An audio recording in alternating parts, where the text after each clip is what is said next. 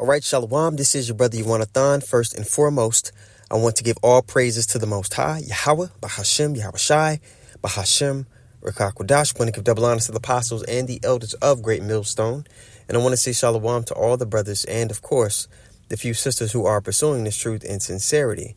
All right, may the blessing of election be upon your house. Today, we're going to talk about the online conduct when dealing with the men that the Lord sent. So this is for all those who are, watching the lessons. We'll even dive into when you come up to a physical camp, the conduct that you should have. Okay. So online, one, before jumping on a live stream and making statements, listen to the fullness of what a brother is bringing out. Right. And afterwards, you can post a comment or a question if you have one. Especially if it's unrelated to the topic that the brother's going into. Now, to back that up, let's go to Ecclesiastes 5:1. All right. Ecclesiastes 5:1. It says, keep thy foot when thou goest to the house of God, which means to operate in a prudent fashion. What does prudent mean? All right. It means to be circumspect with foresight, right? Because when you come to the house of the Lord, or you come before the men of the Lord, the men that the Lord sent, if you operate in an unpious fashion, a disorderly fashion, you could simply be marking yourself to be judged by the Lord. So instead of you getting yourself into trouble with the Most High by disrespecting the men that he sent, be more ready to hear than to give that sacrifice of fools, like the verse is going to read. Let's read it again from the top here. Ecclesiastes 5:1. All right.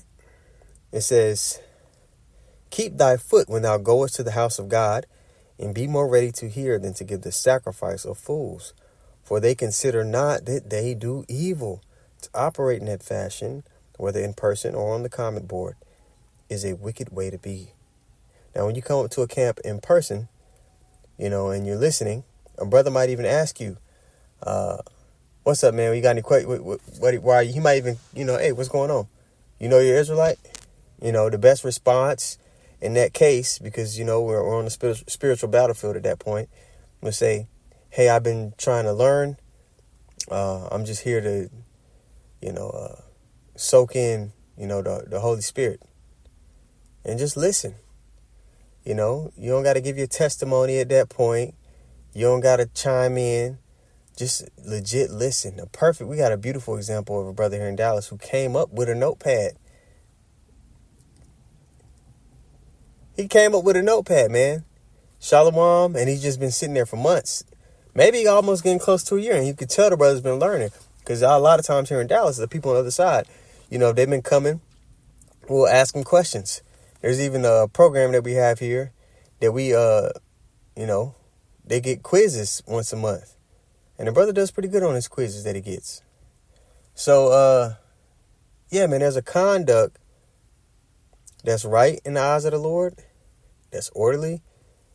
And I'm pretty sure you guys, if you've been watching the Hebrew Israelites, regardless of which camp, you see how it goes down when people come up in a disorderly fashion. All right?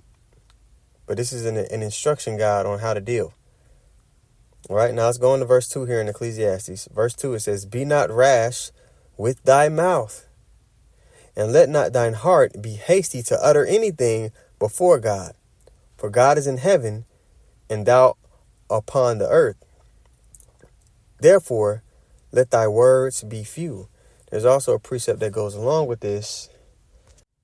In Sirach 32:7, it says, speak, young man, if there be need of thee, and yet scarcely when thou art twice asked. Okay? So, when you're around learned men, you need to be in learning mode, listening mode. This isn't a who knows the most competition. This is I need to be equipped to deal with the test that's coming thing. This is I need to be equipped with the knowledge, wisdom, and understanding so I can apply it to my life and receive salvation thing. This isn't a look at me contest.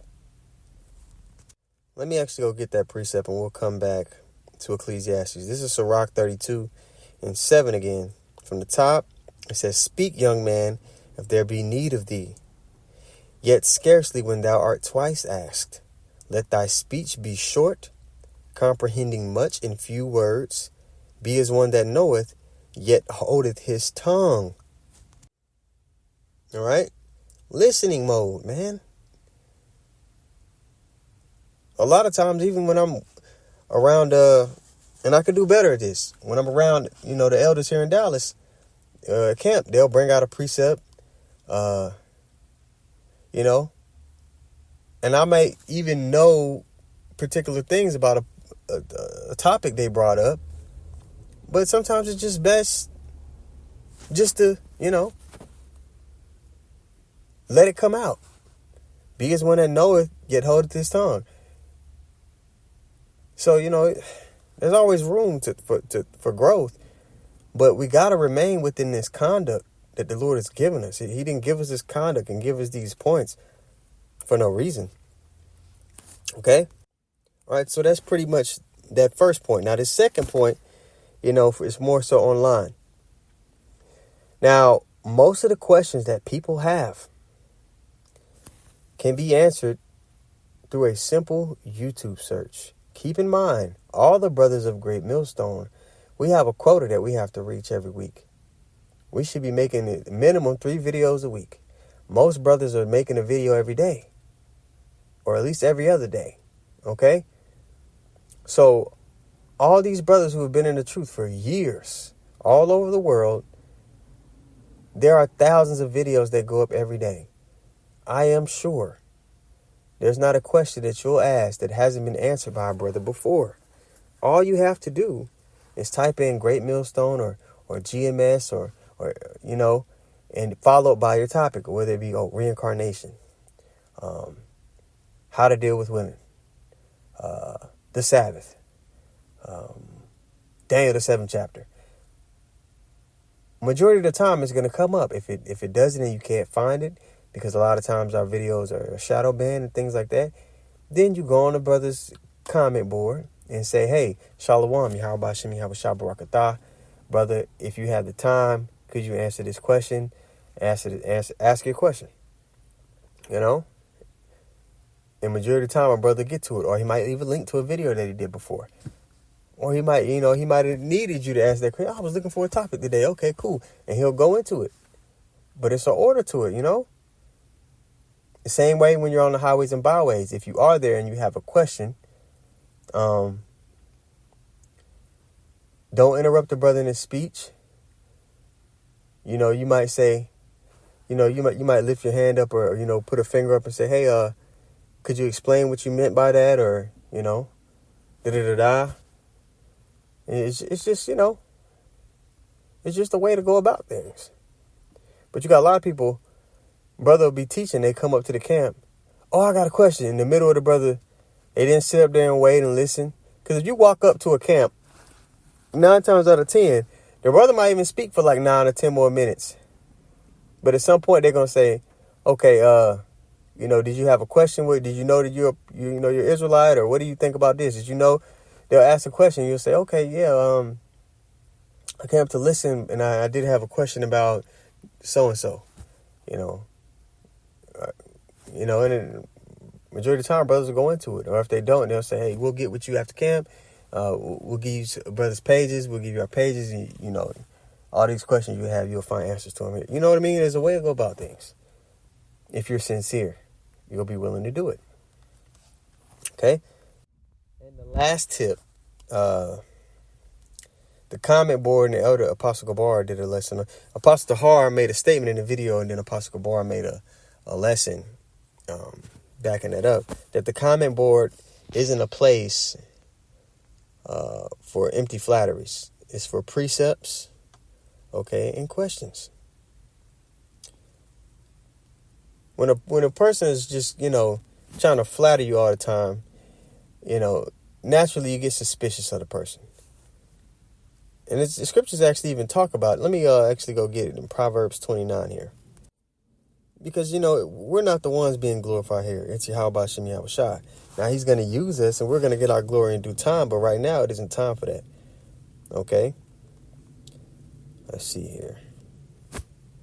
You can say, hey, brother, I learned a lot from you. The water, Yahweh Hashem Yahweh Shai.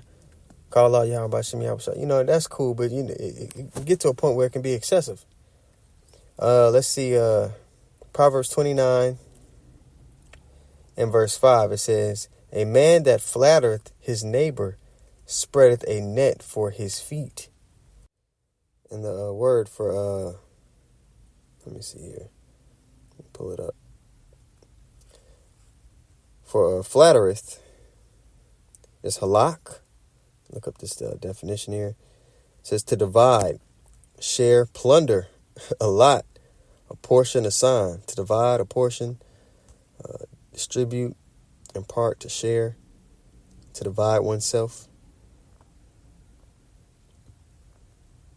To be smooth, slippery, deceitful. All right, to flatter. So let's go read it again. Proverbs 29 and 5. A man that flattereth his neighbor spreadeth a net for his feet. He lays a trap because he's trying to gain something from that brother, whether it be recognition or to get close to the brother so they can benefit for their own personal benefit. All right. There'll be a time for flatteries. But right now, it's not necessarily time for that. And you can tell the difference when somebody's just genuinely saying, hey, the water, brother, for the works that you do. And when there's something else behind it. All right. So with that being said, Abaratazah, this was edifying. This was tips about conduct when coming before the Lord, the men the Lord sent. All right, so with that being said, all praises to the Most High. Again, Yahweh, Bahashem, Yahweh Shai, Bahashem, Rikak Radash. Want to give double honors to the apostles and the elders of Great Millstone. And I want to say shalom to all the brothers and, of course, the few sisters who are pursuing this truth in sincerity. All right, may the blessing of election be upon your house. Shalom.